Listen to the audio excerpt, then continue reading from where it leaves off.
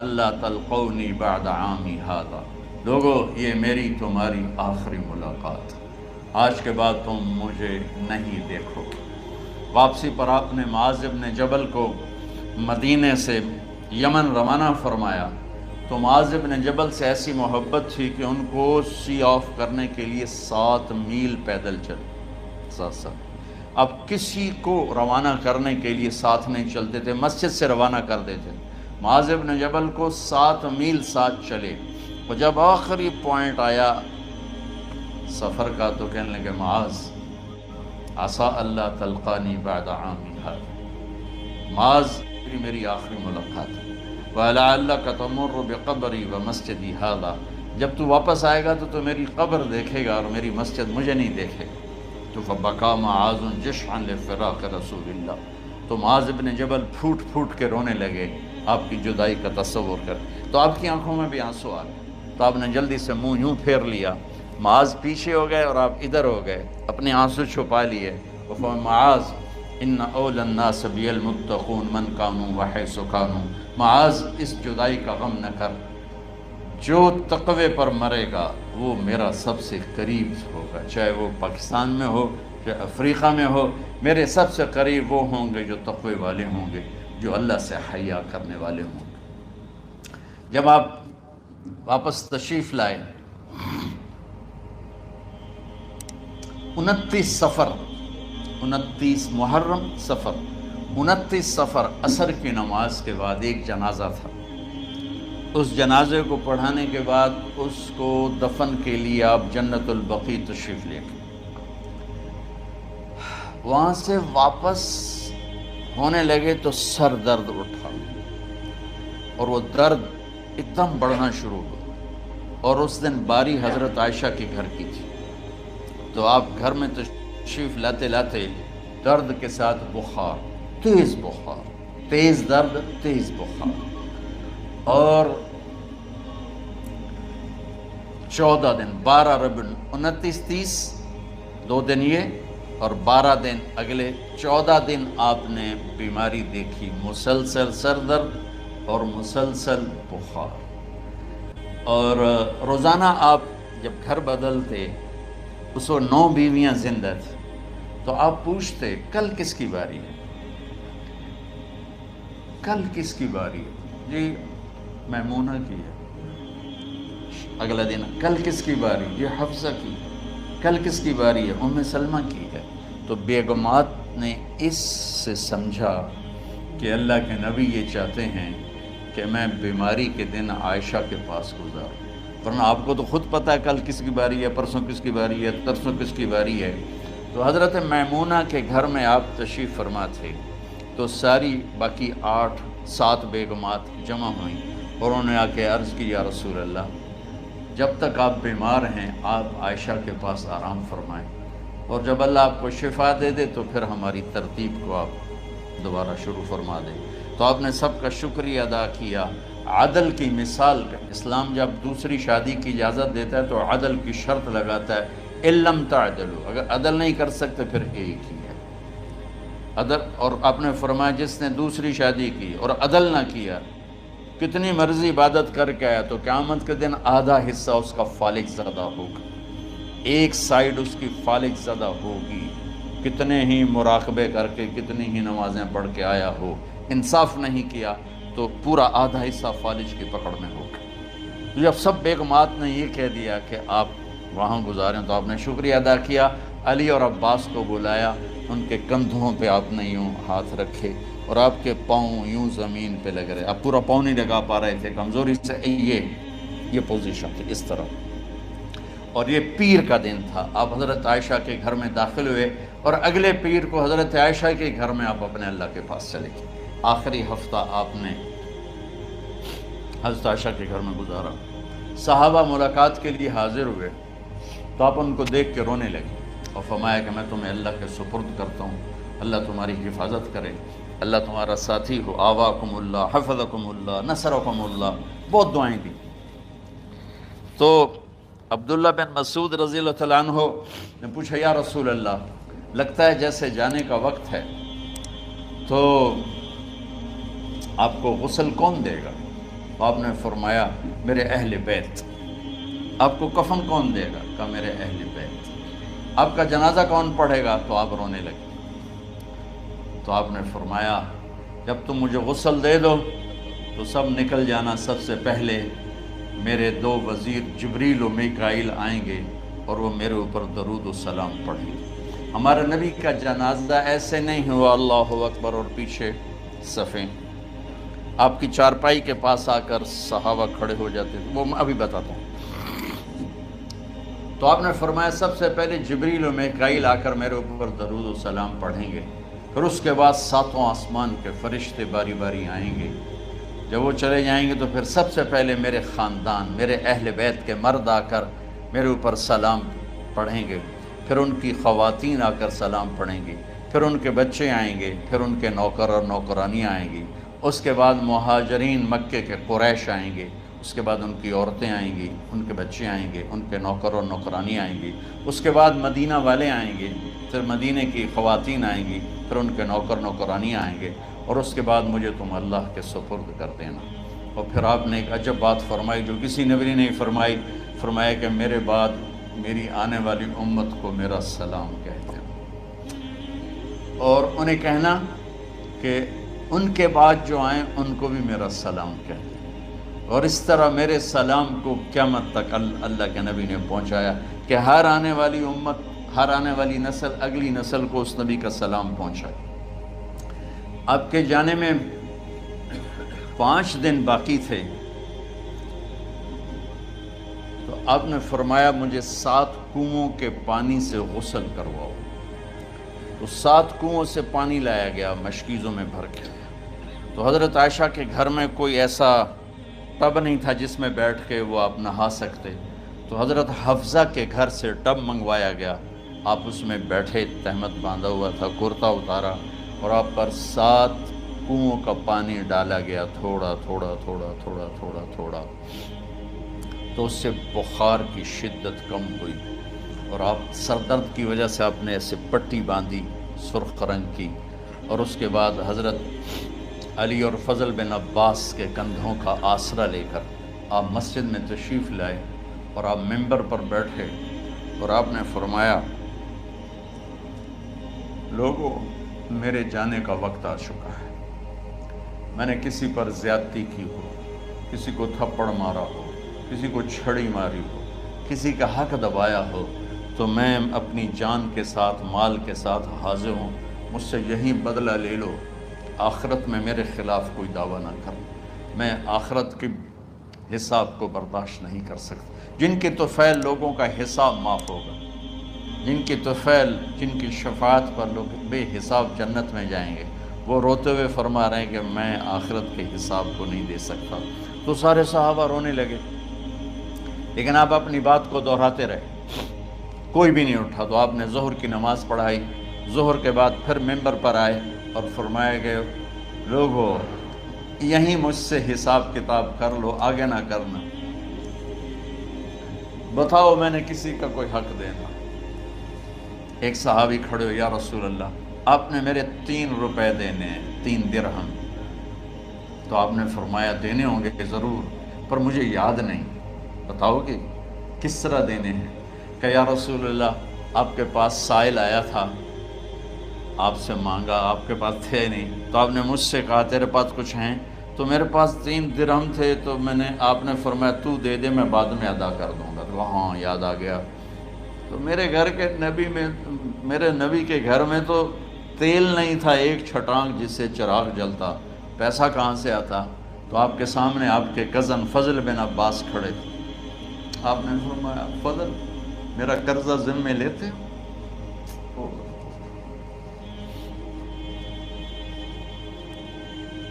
جن کے لیے کائنات سجائی گئی، جنت کی چابیاں جن کو پکڑائی گئیں، جاتے ہوئے 3 روپے دینے کی ہمت نہیں تھی، کہ فضل میرا قرضہ ذمہ لیتے ہو؟ کہ جی یا رسول میں اپنے ذمہ لیتا ہوں، کہ اس سے لے لینا۔ آپ گھر تشریف لے گئے، نماز کے لیے آتے تھے، پڑھاتے تھے، جمعرات کو عشاء کی نماز پڑھانے کے لیے اٹھ نہیں سکے، گر گئے، پھر اٹھنے لگے، اٹھ نہیں سکے، گر گئے، پھر اٹھنے لگے، اٹھ نہیں سکے، تو آپ نے فرمایا ابو بکر سے کہو نماز پڑھائے، عشاء کی نماز۔ ابو بکر ذرا پیچھے کھڑے تھے، عمر آگے کھڑے تھے، تو لوگوں نے کہا نماز ہی پڑھاونی، کوئی پڑھا دے، تو انہوں نے حضرت عمر کو آگے کیا، انہوں نے کہا اللہ اکبر۔ جب حضرت عمر کی تکبیر سنی تو آپ نے اندر سے زور سے فرمایا عمر کو پیچھے کرو، ابو بکر کو آگے کرو، میرے رب کا فرمان ہے میرے مصلی پر ابو بکر کے سوا اور کوئی کھڑا نہیں ہو سکتا۔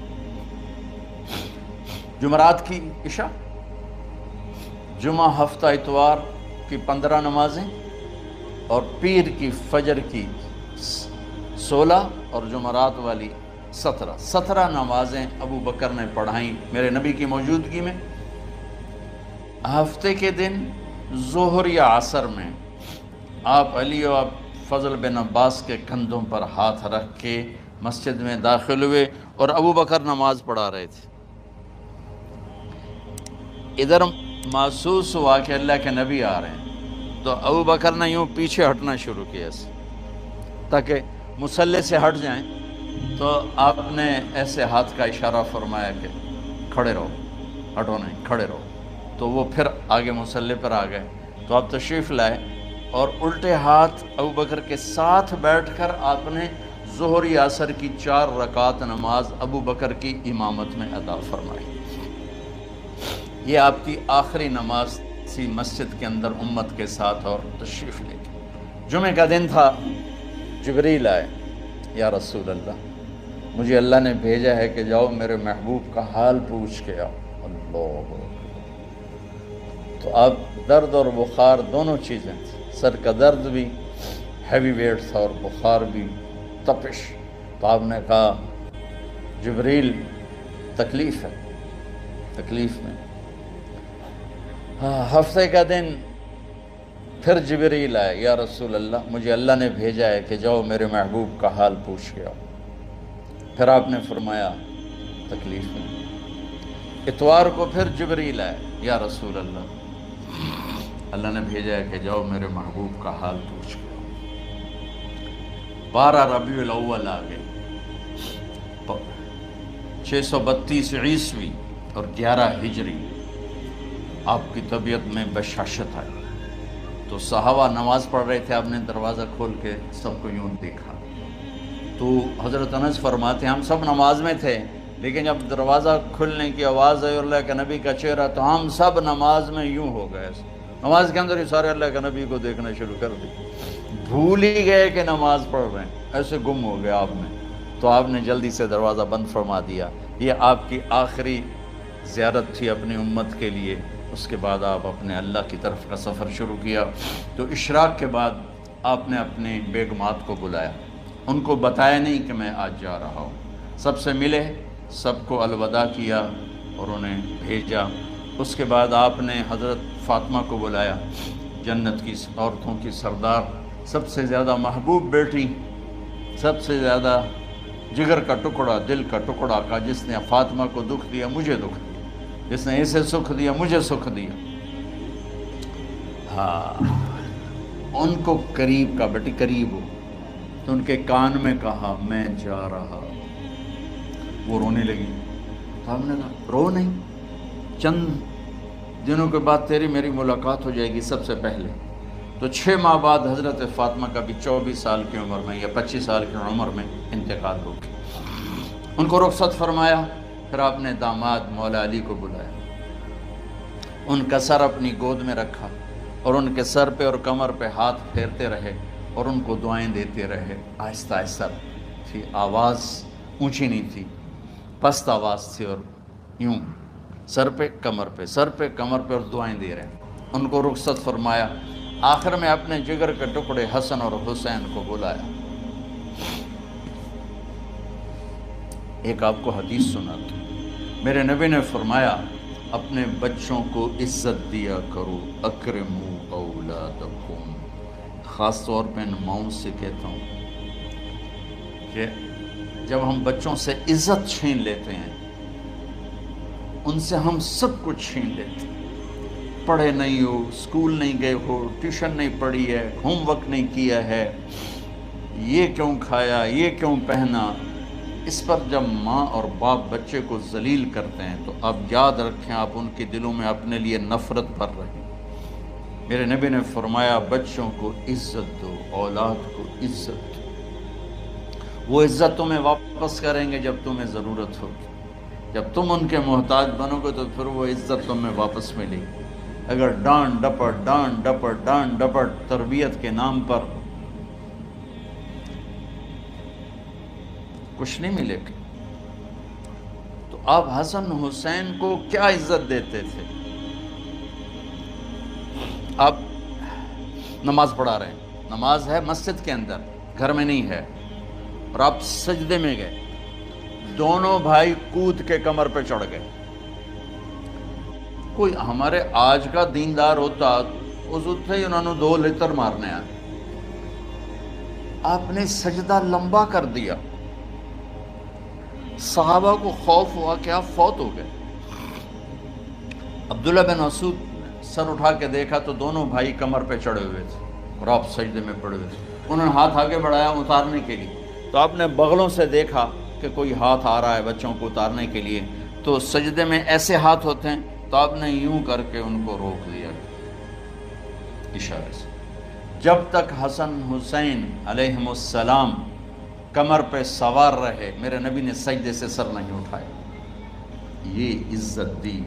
اور جب وہ اترے پھر آپ سجدے سے اٹھے، سلام پھیرتے ہی آپ نے دونوں بچوں کو گود میں لے کے فرمایا میرے ماں باپ ان پہ قربان، انہیں تکلیف نہ دیا کرو۔ اور آپ ان کے لیے گھر آتے، روزانہ ٹائم نکالتے۔ آج والدین کے پاس اولاد کے لیے ٹائم نہیں، کل اولاد کے پاس والدین کے لیے ٹائم نہیں ہوگا۔ اپنے بچوں کو میں یہ نہیں کہتا ہوں بیٹھ کے نصیحتیں کرو، صرف محبت ٹرانسفر کرو، ٹائم دو، موبائل آف کرو، ٹی وی آف کرو، اور صرف آپ اور بچوں میں ایک ایسا تعلق ہو کہ ان کا بلوٹوتھ بھی آن ہو جائے، آپ کا بلوٹوتھ بھی آن ہو جائے، اور سارا ڈیٹا ٹرانسفر ہو جائے۔ بلوٹوتھ کو آن کیے بغیر ڈیٹا ٹرانسفر ہوگا؟ دسو بھائی۔ تو ہمارے بچوں کے بلوٹوتھ آف ہیں سکولنگ کی وجہ سے، ڈانٹ ٹپٹ کی۔ 3 سال کا بچہ بھلا سکول جانے کے قابل ہوتا ہے؟ 3 سال کا بچہ ماں کی گود کے لیے ہوتا ہے، باپ کی چھاؤں کے لیے ہوتا ہے، وہ روتا ہوا جاتا ہے، روتا ہوا آتا ہے، روزانہ ماں باپ سے نفرت اپنے اندر وہ پیدا کرتا ہے اور اس کو پالتا ہے، بڑھاتا ہے۔ آپ گھر میں تشریف لاتے اور حسن حسین کے لیے گھٹنے ٹیک دیتے، ہاتھ ٹیک دیتے، آؤ بچوں اپنے اونٹ پہ چڑھ جاؤ، دونوں بچوں کو کمر پہ چڑھا کے اور پورے کمرے میں چکر لگاتے تھے۔ پھر پوچھتے تمہاری سواری کیسی ہے، اونٹ کیسا ہے؟ پھر دونوں کو اتار کے زینب کو بٹھاتے اور زینب کو پورے کمرے کا چکر لگواتے۔ شہنشاہ ہے انبیاء، انبیاء کے بادشاہ نہیں، پوری کائنات کی اللہ تعالیٰ نے آپ کو بادشاہی عطا فرمائی، سرداری عطا فرمائی، اور کائنات کی سب سے زیادہ مصروف ترین اور ذمہ دار ترین ہستی روزانہ بچوں کے لیے ٹائم نکالتے تھے۔ ادھر چھوٹا سا تاجر کہتا ہے ٹائم کوئی نہیں، یا مائیں کہتی ہیں ٹائم کوئی نہیں۔ ہائے ہائے ہائے، جگر کے ٹکڑوں کو بلایا، جو ہی سینے سے لگایا آنسو شروع ہو گئے۔ بیویوں کو رخصت کیا، خاموش، بیٹی کو رخصت کیا، خاموش، داماد کو رخصت کیا، خاموش، جو ہی بچوں کو سینے سے لگایا تو آپ کے آنسو نکلنا شروع ہو کہ ایک زہر میں تڑپ تڑپ کے مرے، ایک کا سر کٹ کے نیزے پہ چڑھا۔ میرے نبی آگے آنے والے زمانے میں دیکھ رہے تھے کہ میرے بچوں کے ساتھ کیا ہونے والا ہے، اس پر آپ بے قرار ہو کر روئے، بولے کچھ نہیں، ان کو بھی رخصت فرما دی۔ جب وہ چلے گئے تو جبریل آ گئے، یا رسول اللہ، باہر ملک الموت دروازے پر کھڑا ہے، اندر آنے کی اجازت چاہتا ہوں۔ تو آپ نے فرمایا آ جائے، میں نے کب روکا؟ تو ملک الموت اندر آیا، ایک فرشتہ اور بھی تھا، کہا السلام علیکہ یا رسول اللہ، یا رسول اللہ میں آپ کو سلام پیش کرتا ہوں، میں نے کبھی کسی کو سلام نہیں کیا۔ آپ کے رب نے فرمایا جب جاؤ تو اجازت لے کے جانا، بن اجازت اندر نہ جانا، میں کبھی کسی سے اجازت نہیں لیتا۔ اللہ تعالیٰ نے فرمایا آنا چاہیں تو لے آنا، رہنا چاہیں تو چھوڑ کے آ جانا، یہ اختیار اللہ نے کبھی کسی کو نہیں دیا، آپ پہلی اور آخری ہستی۔ تو آپ نے فرمایا اگر میں اجازت دے دوں تو میری جان نکالو گے؟ تو اللہ کے امر کا پابند۔ تو آپ نے جبریل سے پوچھا کیا کہتے ہو، تم کیا کہتے ہو؟ جبریل نے کہا یا رسول اللہ، اللہ آپ کی ملاقات کے شوق۔ میرے بھائی بہنوں، اللہ سے یہ دعا کیا کرو کہ اللہ ایسی موت دے جب جانے کا وقت ہے تو ہماری ملاقات کے شوق۔ ایک صحابی کا انتقال ہوا، آپ نے ان کی قبر پہ جا کے یہ دعا کی، یا اللہ طلحہ جب تیری بارگاہ میں پیش ہو تو اسے دیکھ کے مسکرائے، یہ تجھے دیکھ کے مسکرائے، سارے دکھ درد دور ہو جائیں۔ تو جبریل بولے یا رسول اللہ، اللہ آپ کی ملاقات کے شوق۔ آپ نے فرمایا جاؤ اللہ سے پوچھ کے آؤ میرے بعد میری امت کے ساتھ کیا کرے گا، جاؤ پوچھ کے آؤ حسن حسین کے ساتھ کیا کرے گا۔ یہ پوچھنا، ہر کوئی اپنے بچوں کو یاد کرتا، مرنے والے بچوں کو یاد کر، بچے میلاد۔ میرے والد اچانک ہارٹ اٹیک میں فوت ہو گئے تو ہماری بہنیں موجود نہیں تھیں، میری 2 بہنیں، تو میرے والد بار بار کہتے میری دھیاں میں ملا دے، میری دھیاں میں ملا دے۔ اور میرے نبی نے کہا میری امت کا مجھے بتاؤ پہلے کیا کرو گے؟ حسن حسین کا نہیں کہا، جن کو ذبح ہوتے بھی دیکھا، زہر میں تڑپتے بھی دیکھا۔ واہ یا رسول اللہ، آپ نے کیا وفا کی اور ہم نے کیا صلت، سارے خنجر انہی کے سینے میں ہی اتار دیے، ہر تیر کھینچ کے آپ کے جگر کے پار کیا، ہر نافرمانی کا ٹھیکہ لے لیا۔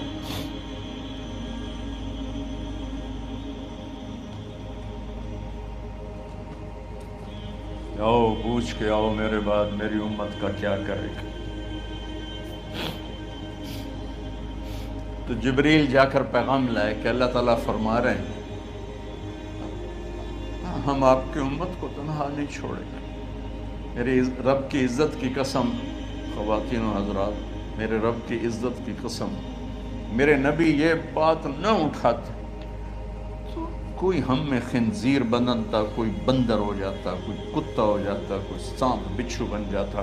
اللہ کی ہم سے کیا رشتہ داری؟ اس کملی والے پہ درود و سلام پڑھو جس نے اولاد کو پیچھے کر کے تمہیں اللہ سے مانگا، اور محشر کے میدان میں جب جہنم آ کے ایک چیخ مارے گی اور آدم سے لے کر عیسیٰ علیہ السلام تک ہر نبی کہے گا نفسی نفسی، ہر ماں باپ کہے گا نفسی نفسی، ہر بیٹا بیٹی کہے گا نفسی نفسی، ہر خامن بیوی کہے گا نفسی نفسی، ہر بھائی بہن کہے گا نفسی نفسی۔ حضرت ابراہیم کہیں گے یا اللہ کسی کا سوال نہیں کرتا، میری جان بچو۔ عیسیٰ علیہ السلام کہیں گے یا اللہ میں اپنی ماں مریم کا بھی سوال نہیں کرتا، میری جان۔ نفسی نفسی کے ہنگامے میں ایک آواز آئے گی امتی امتی۔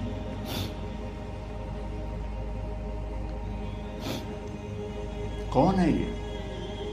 ساری دنیا نفسی نفسی کہہ رہی، یہ کون ہے امتی امتی کہنے والا؟ آواز کے تعاقب میں جب نظریں جائیں گی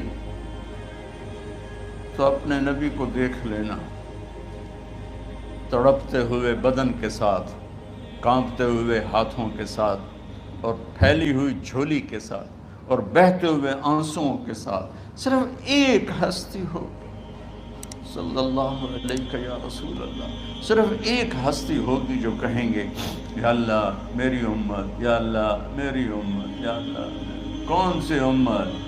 جس نے ہر بڑے سے بڑے گناہ کے اڈے کھول کے زندگی گزاری۔ میرے نبی انہی کو یاد کر رہے ہیں، میری امت میری امت میری امت۔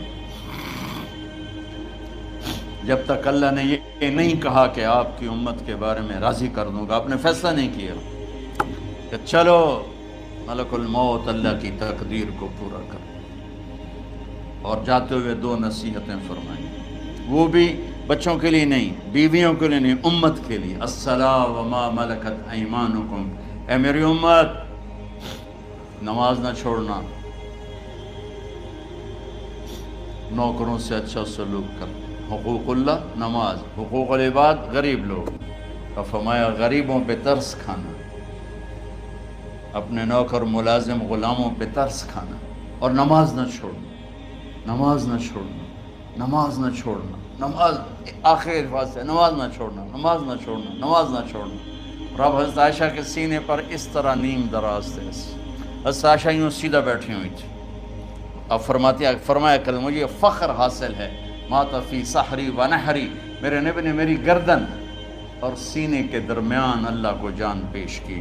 آپ اس طرح نیم دراز تھے تو تھوڑی دیر پہلے عبد الرحمن بن عوف آئے، عبد الرحمن بن ابو بکر آئے، آپ کے ہاتھ میں تازہ مسواک تھا، آپ مسواک بہت فرماتے تھے، تو آپ اتنے کمزور ہو چکے تھے کہ بولا نہیں جا رہا تھا، تو آپ کی نظریں مسواک پہ ٹک گئیں، دیکھے جا رہے ہیں، مسواک کو دیکھے جا رہے ہیں۔ حضرت عائشہ نے محسوس کیا کہ نظریں مسواک پر ہیں، تو کہا یا رسول اللہ اب مسواک کرنا چاہتے ہیں، تو آپ نے تو حضرت عائشہ نے اب بھائی سے لے کر وہ لکڑی اور اپنے منہ میں چبائی اور آپ کے منہ میں اس طرح کر کے خود چلائی، کہا میں وہ خوش قسمت ہوں جس کا لعاب آخری غذا تھی جو میرے نبی کے منہ میں گیا، وہ حضرت ام عائشہ کا لعاب مبارک تھا۔ اور پھر اس کے بعد اگلا یہ سارا واقعہ ہوا، تو آپ نے کہا الصلاۃ وما ملکت ایمانکم، ایک نماز نہ چھوڑنا، ایک اپنے نوکر نوکرانی غلاموں سے اچھا سلوک کرنا، اور پھر اللہم الرفیق الاعلی، یا اللہ بلا لے۔ جب آپ نے اعلان کیا کہ چلو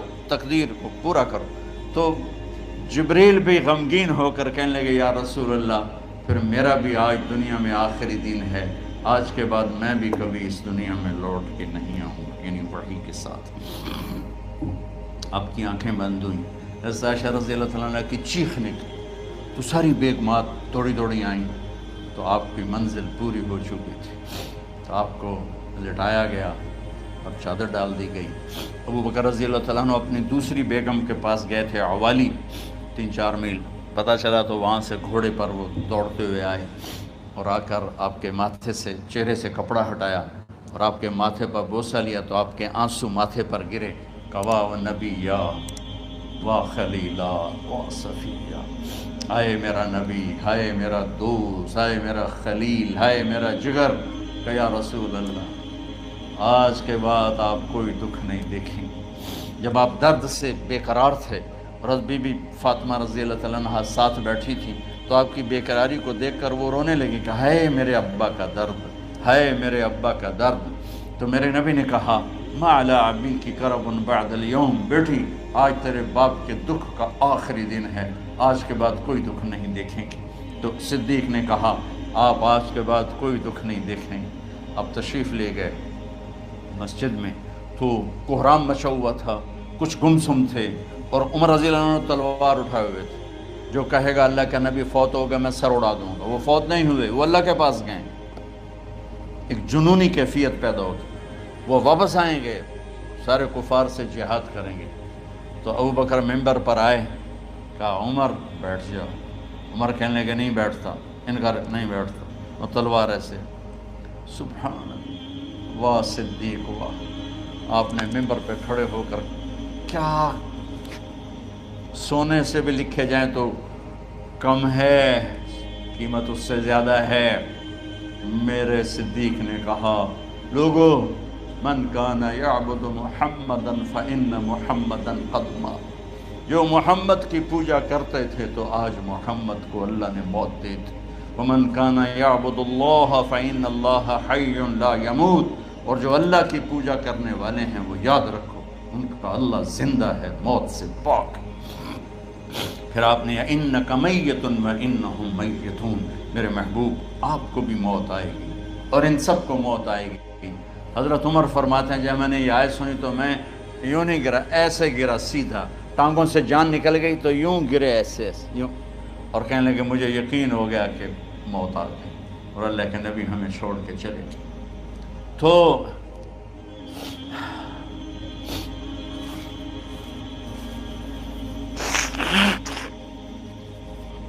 غسل کون دے، کیسے دے؟ اہل بیت نے غسل دینا تھا۔